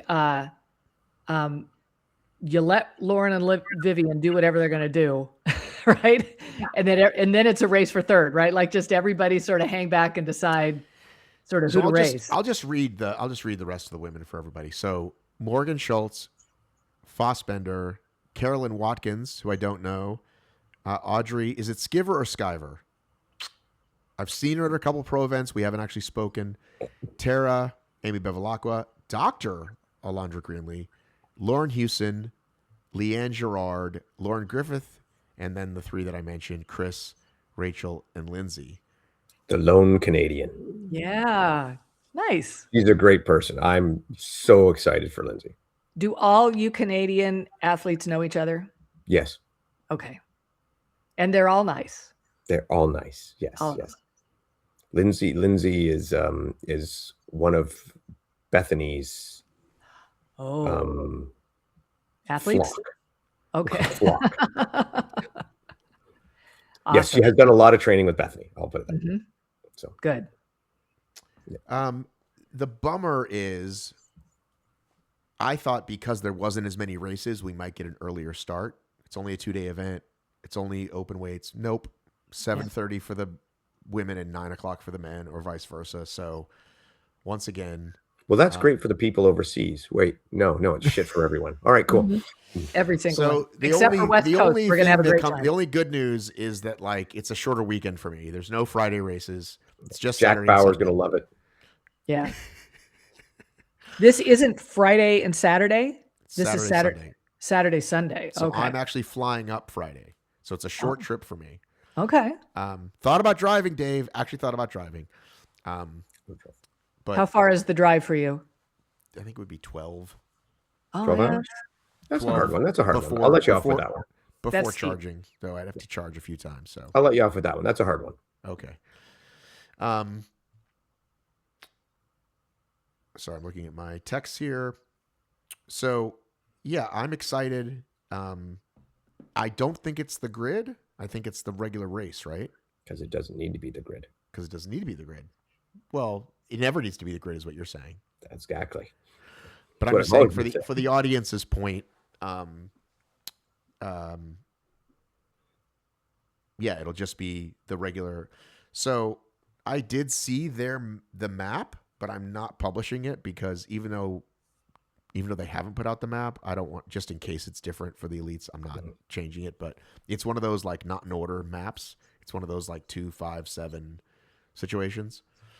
And according to the website, it is 2 laps. Hang on, HYROX DC. Usually is in DC. It's a big enough venue. Dave, who do you think is going to win other than, let's throw out. Who's going to qualify? Right. Who's going to qualify? Oh, it's really hard to argue with Morgan. Yeah? Yeah, she's been so fit and so good. I mean, and her and Kat both have been trained. I mean, selfishly, I'd love to pick Tara. That's my girl, but and not that Morgan's not, I love Morgan too, but if I gotta pick someone, Morgan's got to be the one. It's her race to lose. I'll put it that way, or her spot to lose. Mm-hmm. Well, if you look at the qual times, the jump between Morgan and Fozzie is pretty big. It's 1:2:06 to 1:02:27 for the average times. Yeah. And then it drops to 1:02:34 for Carolyn, and then 1:03:02 for Audrey. Yeah. And now, and some of these times are from 2025, and these times are improving. So now, probably a little bit faster. Right? Dark horse, if she was in top form, Amy Bevilacqua could come in there and just lay one down. Like, she is capable of getting that spot when she's in good condition. I don't know what her condition is like right now, but Amy at Amy's best could take that spot. That would be amazing. Yeah. And I agree with you. So to somewhat beat a dead horse, the amount of qualifying chances that you have for this race since the last major's qualifications entered on January 8th. The qualifications for this race is February 16th, right? So 2 weeks before. In America, you had one race, Phoenix, and you had Mexico. In EM, and we know Mexico is notoriously slow. In EMEA, you had 1, 2, 3, 4. You had 8 chances. Yeah. So just another shot of, oh my goodness, is it hard to qualify from America? And it's going to be harder and harder with the new system, especially if what we're now understanding with the pro card, you cannot get into sold out events. Why did we learn that you can't? I believe someone was saying the other week that they couldn't get into Ottawa. Well, did they ask though? I'm finding if they ask, then things. So my understanding is they did. if you have under the time cap that they've suggested, which maybe is they just need to keep lowering it, a certain time and a license, you're in. I thought that was the way if you choose to it. I don't know. But just when you put it in perspective like that, because I was looking at all the races, I mean that's a massive, massive difference, dude. Mm-hmm. Well, and you think, like I said, we all are everybody keeps saying, well, it's 5 races. It's 5 races. It's not 5 races. It's 5 races for like the top 5 people, right? Or maybe the top 8. But like if you go to majors and you place 9 or worse, no, you have to do another 5 races to get your points up to get back in the majors. So you could theoretically have to do 10 races. And there just aren't that many here. No. And they're I mean, you have Cancun outside, right? Like there's just not something that's going to work. Yeah. That the new girl from Vegas, Alyssa. Yes. Alyssa. Good interview, Matt. She's adorable, right? And Thank you, incredible. Ladies and gentlemen, write this down. Legitimate compliment from Dave. Yeah. And I listened. And he listened. Yeah. She was. Can we talk about both those guys real quick? Can we talk about both of those people? Just 2 new people that I'm excited we have in the sport. Sure. Well, no, because we're talking about the women right now. I'm just saying, like, they're both great. That's what I'm. Yeah, they are. Well, and that's the thing is here she debuts with one of the fastest debut races ever, right? Not the fastest, I believe. But didn't Jack say not the fastest? Second fastest. Anyway, she was incredibly impressive. Like I got to see her race. I was so impressed. And Chris Rogloski, who is just an angel on earth, right? She's just the best person and was really kind of shepherding her through some things. Like they were talking a lot about this qualification system and how she can possibly get another time before Warsaw. And it's basically impossible. I mean, they were talking with like most of the main HYROX people were in Vegas for some reason. Oh, she's going, I think she updated me. She's going to go to, is it Switzerland? Let me check my DMs. Yeah, she's going to have to go to Europe, right? Because there's just no. But she got in, way. So I'm glad she did. Yeah, but look what you have to do. Like, look at the hoops you have to jump through because they were literally talking with some of the HYROX higher ups about this and saying, where do we go? And they were like, we'll go to Houston. No, like they were having to explain to the HYROX people that the timing doesn't work, right? And yeah, like nobody's kind of paying attention except for the people that it actually matters to. So yeah, let's hope that they are going to give us more races next season if they're going to have this new system. Because look, girls like her deserve a shot, right? Like they deserve to show what they can do. She has foot speed that should terrify the field.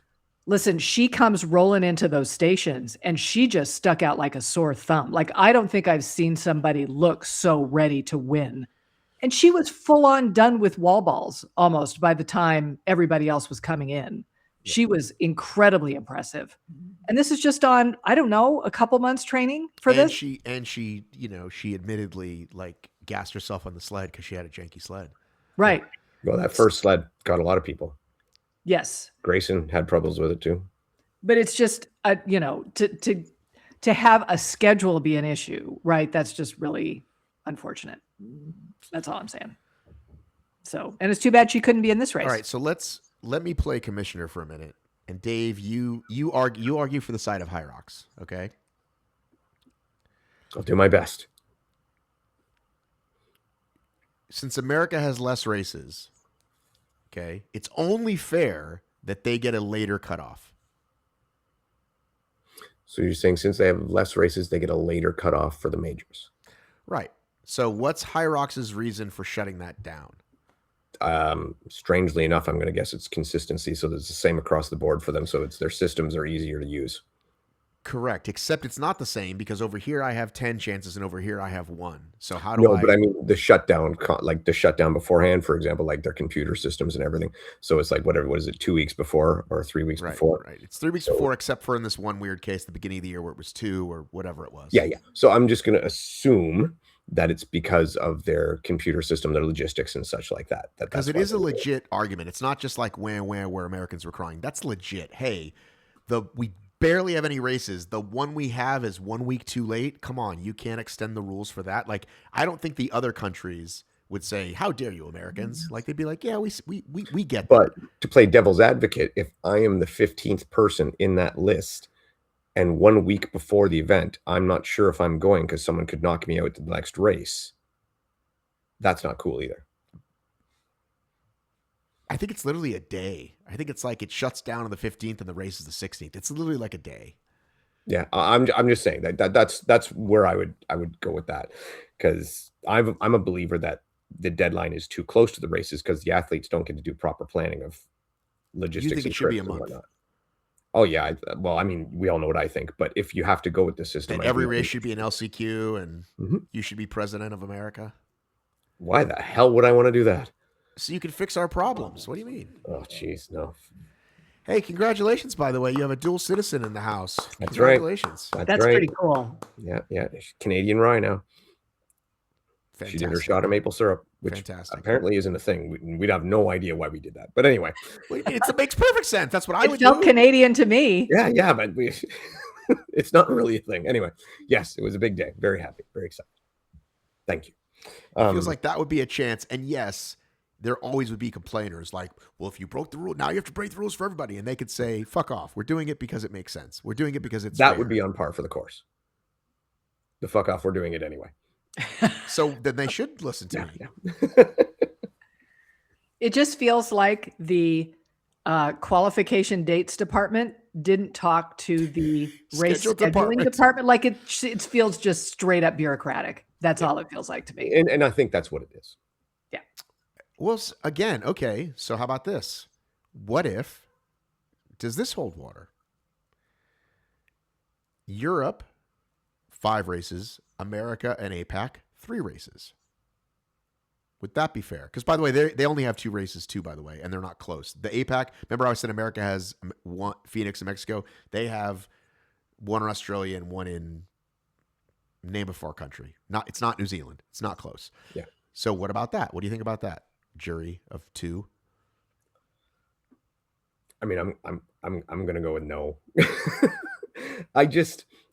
To me, consistency is key, and even though what you're, and I'll give you a phrase that Unless I the made up a inconsistency is consistent, where it's a percentage, right? 3 There you instead go. of 5. So I would say that your opinion is heard, respected, understood, and completely ignored. Cheryl Snow, your thoughts? I think I'm not saying unfortunately- will they do it. I'm saying, do you think it's at least a respectable, or am I being a baby? I think there are airplanes and people can take them. I think that you've identified an absolute problem, a legit problem. Yeah. But I'm not sure that that's the solution. It's unfortunate. And I just think the way things are right now, I think that Americans are just going to have to deal with it, unfortunately. And it's going to bite some people in the butt. But I don't think coming up with another layer of percentages and numbers and dates and stuff is going to help. I think, hopefully they just give us more races. But do you know where it wouldn't be a problem? What's that, Dave? Is if all the races were like the LCQ. Could be, but then they wouldn't be pretty. They couldn't give them all They would kids. look exactly the same as they do now. Identical. How is that? What do you mean? How is that? You still have your one wave of your 15 top people. Are you going to kit them all out and live stream it every time? Yes. Well, that costs a lot of money, Dave. It's the same thing they do now. Not every single race. No, you do that with your top 15 for your LCQs, for your 5 majors. They're just like Okay, the I know what you're LCQ saying. was. And your top 15, you kid I was out. going to say, just you like can't did do it every everybody else. race. There's not that much. There's No, not that not much. every race. pink to Every go every around. major. Not Every pink. major where you can qualify for Worlds. There's only so much purple. What is it called? I'm forgetting it. Plum. There's Plum? only so much plum to Plum. go around. Yeah. All right. We talked about a women's field. We haven't talked about the men's field or doubles. Let's talk about the men's field, which is slightly more competitive, we believe. Yes? Yes. All right. I will read the names of the accused. Are you ready? Mhm. HYROX America. Dun, dun, dun, dun. Dylan and Rich, and much like the women, already qualified. So one spot third could be available. 2, one of these men, Cole Earn. I always like to say it like it's just one L. Cole Earn. You can't tell what I just said. You don't know what I said. It's like a guy the other day said, is it PetSmart or PetSmart? Jack Driscoll. Matt, why are we going so off topic? Jack Driscoll, a.k.a. Jack D Fitness, Ryan Douglas, Dawson Miller, Gabe Heck, Colin Stiefer, Ryan Kent, Grayson Kilgore, everybody's favorite, Freddie Doobie, who was off the list and then back in the list. There was a big kerfuffle there with our guy, Ryan Callahan, Stephen Pelfiker, Josh Ward, Isaac Sanderson, and as I like to call him, Patient Zero, for the new to HYROX, I don't know how to get into this sport, Ryan Callahan. As soon as we finished recording, we saw that Hunter wasn't going. He was in. And I said, I think we just willed that to happen. Yeah. Because he just slowly kept moving up. He was 18th. He was 17th. He was emailing them back and forth. And he's in. That's a wild ride. I know. Can you imagine? He's in, baby. He's in. And I really look forward to seeing how he does. He's got amazing hair. I called him Serpico. So who do we think, now I'm going to go look at the times. Who do we think will take the podium? Do we think Dylan and Rich will be 1-2 like we did with the women? Not so fast, right? No, that's definitely, it's not nearly the solid bet that the women's is. Correct. Well, for qualifier spot, I'm going with North Cole. North Cole, that's what you North call Cole. him? Yeah, North Cole. Or the Cole Train. Cole Train, North Cole. Yeah. I think having seen him Saturday, he's looking fit. Is this your Jack Bauer thing? I went on a run with him Saturday. Yeah, yes, my Jack Bauer thing. I didn't actually go on a run with him, but we were working out at the same time, and yeah, I know that he is. This was where his sights were set from day one. First of all, I just did a double take. I guess that's just, we see these performances and we kind of forget. Dylan Scott's 2 average time is sub 54. It's 53:32. Dylan's a monster. He's Holy ridiculous. Shit, Dylan Scott, Yeah, you crushing it. No, very happy for him. And then One of Hunter's the original next, Team OFX members. And then Hunter's next, and he's not going. He's at 54:07. And then Rich is 2 averages, 54:26. Cole, 54:53. And then kind of like with the women, then there's a drop-off. Jack is the next person up, and he's a minute slower. Yeah. And again, some of these are older times. Jack's are newer, but some of these are 2025 times, and people do get faster. And Jack is like a shark in the water. Like if you slip up, he's going to be right there.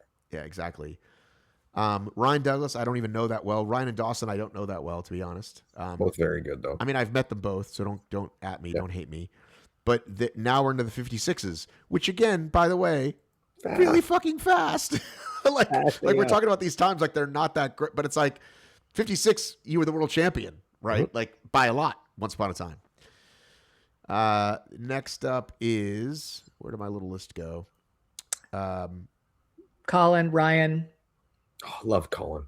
Colin, Ryan, and Grayson all in the 57s, and Grayson's actually closer to 58. So, guys, sub 60 means nothing anymore, really. Yeah. Well, now we're sub 55. By the way, do you know this gentleman, Frederic Dubé? Monsieur Dubé? Well, he's from Canada. Well, I'm calling him Freddie Doobie, and even though that's not Frederic Dubé, pride of Quebec right now. I don't know him. No. I know of him. We have a lot of common friends, but I do not personally know him. No. You do not hang out at the local tavern? No, well, his local tavern's probably 7 hours away from my local tavern. I'm sure he's very nice, though. Yes. I am. My understanding is he does have a CrossFit background, if I'm not mistaken. And yeah, so he's good. He's good. I think he's a year away, though. I think next year he will be. Frederic Dubé, CrossFit. Let's pull him up here. He looks like his photo is of a Teams. Yes, he's been to the games for Teams. And let's see, his best performance was they won the CrossFit Atlas semifinal in 2021. Yep. And they've been 5th of the games in 21, 9th of the games in 22. Yeah. Well, he's a Xenom guy coming up. That's what he's going to do. He could be a Xenom guy. Yeah. By the way, did you think it was Xenom when you first saw it, or did you think it was something else? No, I thought it was Xenom. Yeah. Okay, I thought What so else could too. it be? Xenom? Xenom? Like Venom? Okay. I don't care. They had an X in it. I've proven this is what you need to do. I mean, that was the funniest thing to me. It's like they switched it. That's why I called it Minox earlier.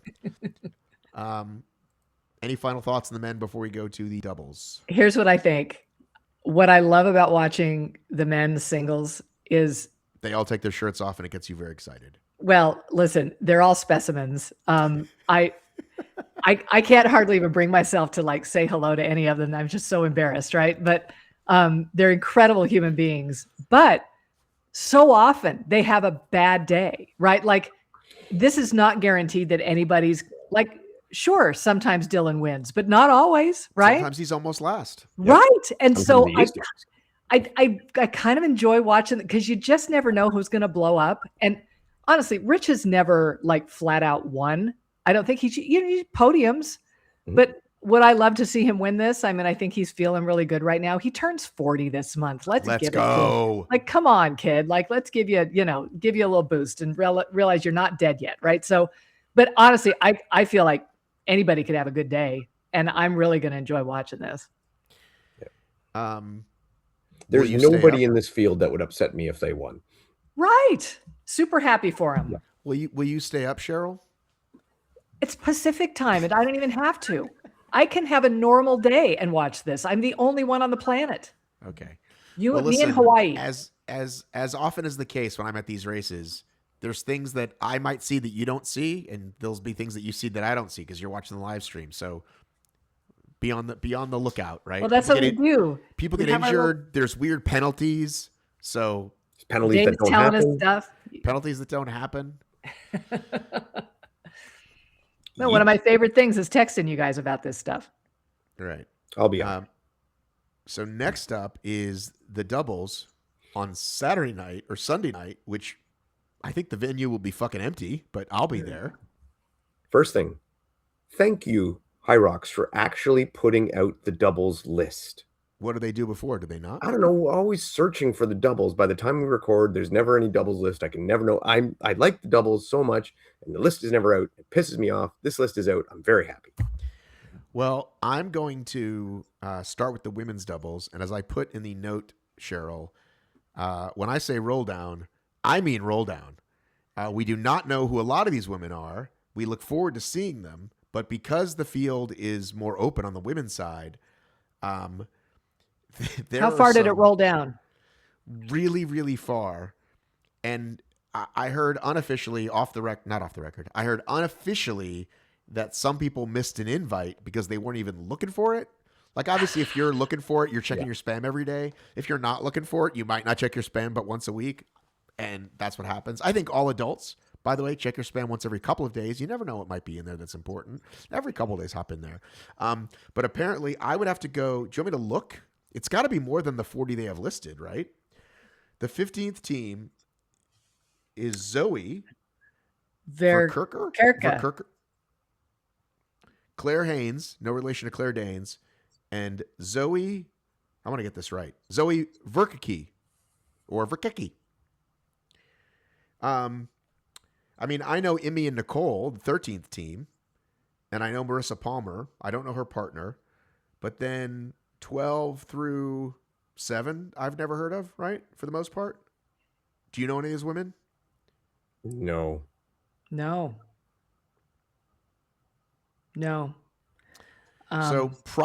there's probably going to be some women that finish way behind, and listen, they got their shot at the Elite 15 and we'll root for you. But yeah, it's probably, don't be surprised, guys. It rolled down pretty far. Mm-hmm. Yeah. So I know that I just looked up. So Zoe and Claire, their time was 104.53. All right. Not still very good. Yeah. It's what still number very are good. they? What number are they? I don't know on the list. That was on whatever high results. But yeah, that's it's. I mean, that's still great, but that doesn't get you into the solo women's field. Right. So that's probably a pretty big roll down.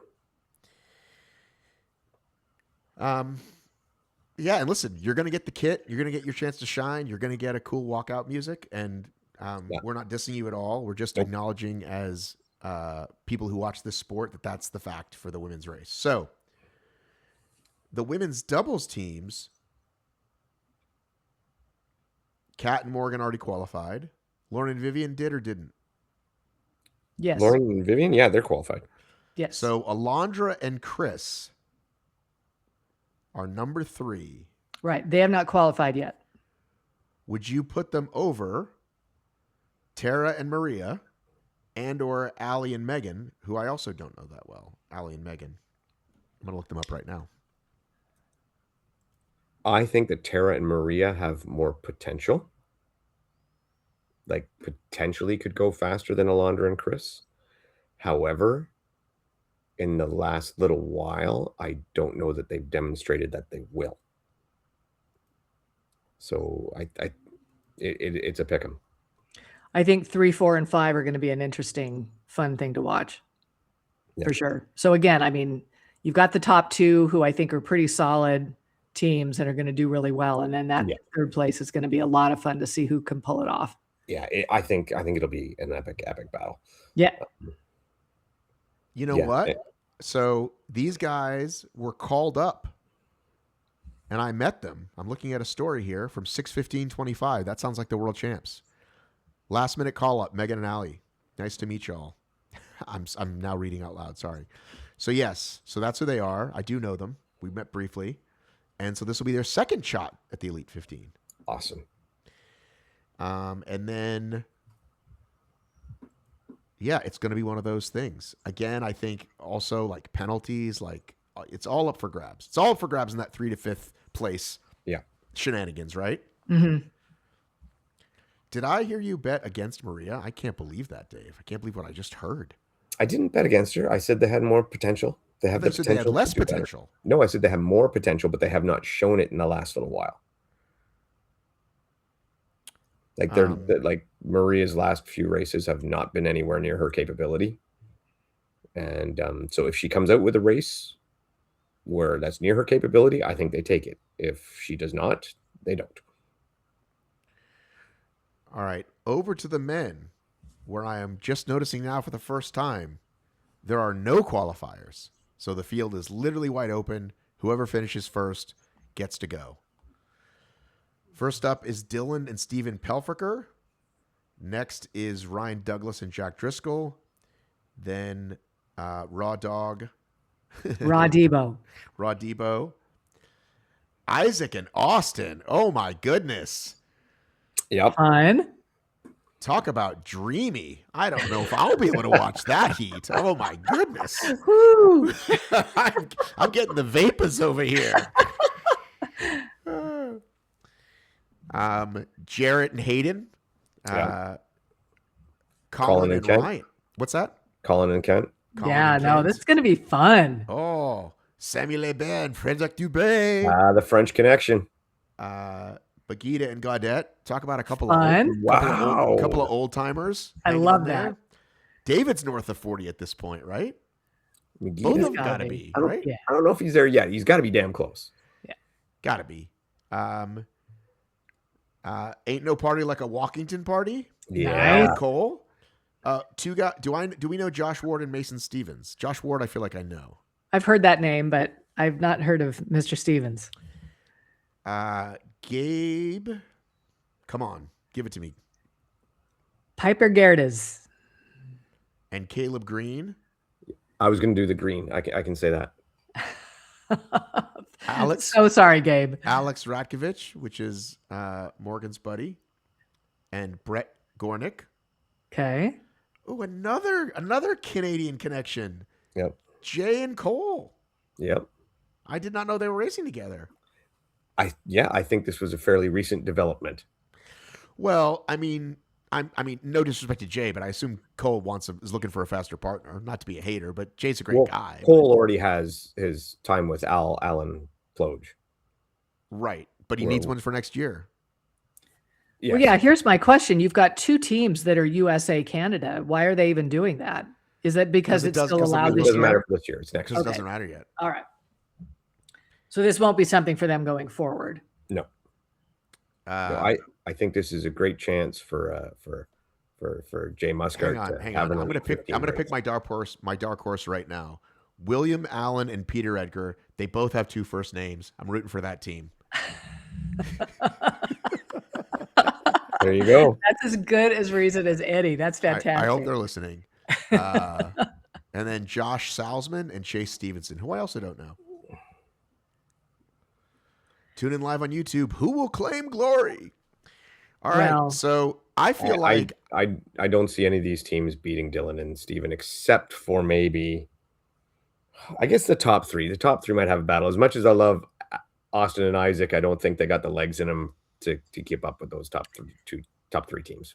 If Marcus and Dawson win, I'm going to be thrilled for them. Oh, they've worked together for so long. You know, they're the true team. Yeah, right. Like that's what you want to see. Above all else. Yeah. And listen, you get some money regardless if you do well, right? And so as long as you don't miss those meetings that we talked about, don't miss those meetings. I want to say I had the wrong Pelfaker the other time. I was talking to who are they partnered with? Who's the other one partnered with? Pelkafor? Yeah. I didn't know there was a wrong one. Who am I thinking of? I don't know. There's definitely another Pelfaker. Who just raced in... Don't make me find the results. Hang on. I thought that was him. I thought that was Stephen Pelkafor. But that's what I'm saying.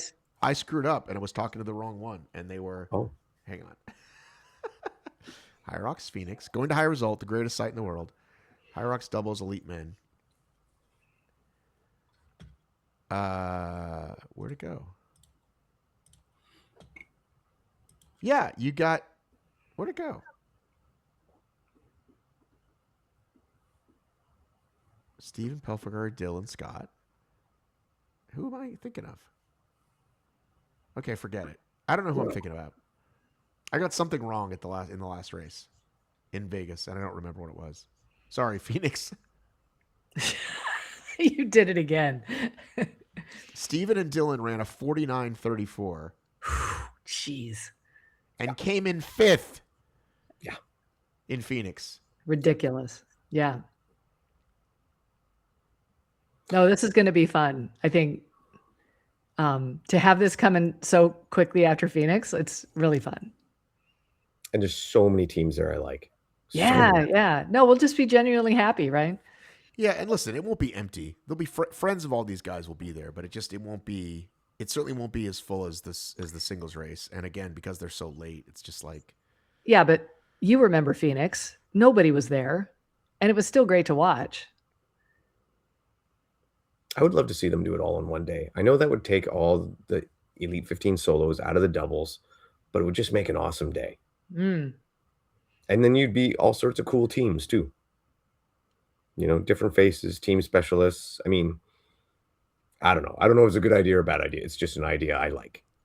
It's going to be fun. So you'll be there, Matt. I will be there. Dave and I are going to watch. Yeah. Stay up late. Friday, I am hanging out with my buddy, Brian Darling, who's the one who comes on the show and talks about House of Cards, and Night of the Seven Kingdoms with me. And our favorite show is The Wire. And we're going to do a tour of Baltimore. We're going to go visit a bunch of sites from the show The Wire. That's where like that spot where they just hang out outside on the couch there all the time. Oh, exactly. Yeah. I don't think the couch is there, but we're going to go visit a bunch of that stuff on Friday. And we were thinking we could maybe race together. That didn't work out this year. Way too many few spots, etc. He's not even going to race, I don't think. Are you racing?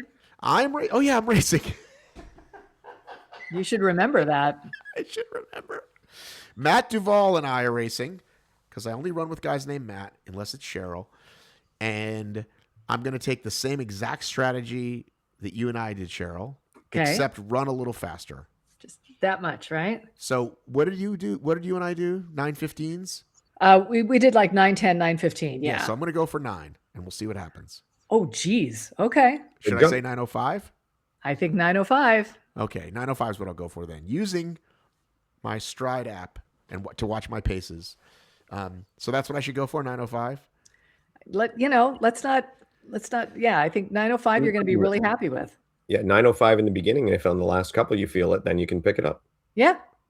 And similarly, I told him similarly, have like he finishes all the stations, right? Because that's what worked for us. Right. Yeah. And he's fine with that, so that I can try to stay somewhat fresh. Take you out. Yeah. Take you out. Wear a shirt that you guys can find each other in. Didn't the colors help? We could find each other in the crowd. I mean, you didn't notice that? I mean, I was just so focused on following you that I didn't think about it. But I mean, I was gonna wear our team colors for Rancher Strong, but you have to wear the Rancher Strong shirt. So okay. Because I love that thing. I'm gonna feel confident in it. You know what I mean? Yep. You should look good, feel good, race good. Good.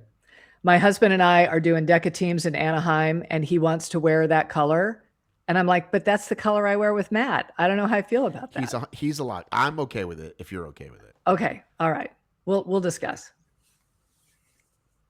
Well, good. Good luck in your race. Yeah, it's so funny. I completely forgot I was racing. But I do think that was another reason I didn't want to hurt myself in Rancher Strong. That was in the back of my mind. Yeah. Be there for your teammate. Which again, you don't ever want to approach something from let's not get hurt. Like that's never a good place to be. But it's just where I was. So. Anything else? This is a longer episode. No, I think I'm good. We've talked a good long time. There's still plenty to say. We could talk about it next week if we want. All right. You guys have anything this weekend? No. I'm thrilled. I don't even remember. Maybe. It's too far away. Peace out, guys.